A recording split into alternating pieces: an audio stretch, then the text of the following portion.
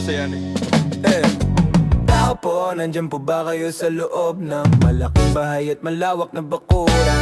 Mataas na pader, pinapaligiran at nakapilang mga mamahaling sasakyan. Mga bantay na laging bulong ng bulong, wala namang kasal pero marami ang nakabarong. Lumakas man ang ulan ay wala ang butas ang bubong. Mga plato at kutsara na hindi kilala ang tutong. At ang kanin ay simputi ng gatas na nasa kahon. At kahit na hindi Pasko sa lamesa ay may hamon. Ang sarap sigurong manirahan sa bahay na ganyan. Sabi pa nila ay dito mo rin matatagpuan ang tao na nagmamayari ng isang upuan, na pag may pagkakatao'y pinag-aagawan. Kaya naman hindi niya pinakakawalan. Kung makikita ko lamang siya ay aking sisikayo po.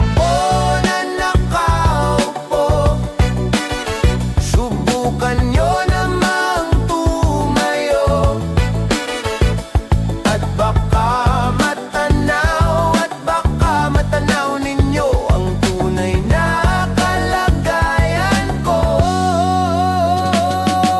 Walang galang na po sa taong nakaupo. Alam nyo bang pantakal ng bigas namin ay di puno? Ang dingding ng bahay namin ay pinagtagpit at pinyero. Sa gabi sobrang init na tumutunaw ng yelo, na di kayang bilhin upang ilagay sa inumin. Pinakulong tubig sa lumang takuring uling-uling. Gamit lang pangatong na inanod lamang sa estero, na nagsisilbing kusina sa umaga. Yaming banyo ang aking inay na may kayaman ng isang kaldero, na nagagamit lang pag ang aking ama ay sumweldo. Pero kulang na kulang pa rin, ulam na tuyo tasin ang 50 pesos sa maghapoy pagkakasyahin. Di ko alam kung talagang maraming harang o mataas lang ang bako doon. Nagbubulag-bulagan lamang po kayo. Kahit sa dami ng pera nyo, walang doktor na makapagpapalinaw ng mata nyo. Kaya huwag kang masyadong halata, ba't to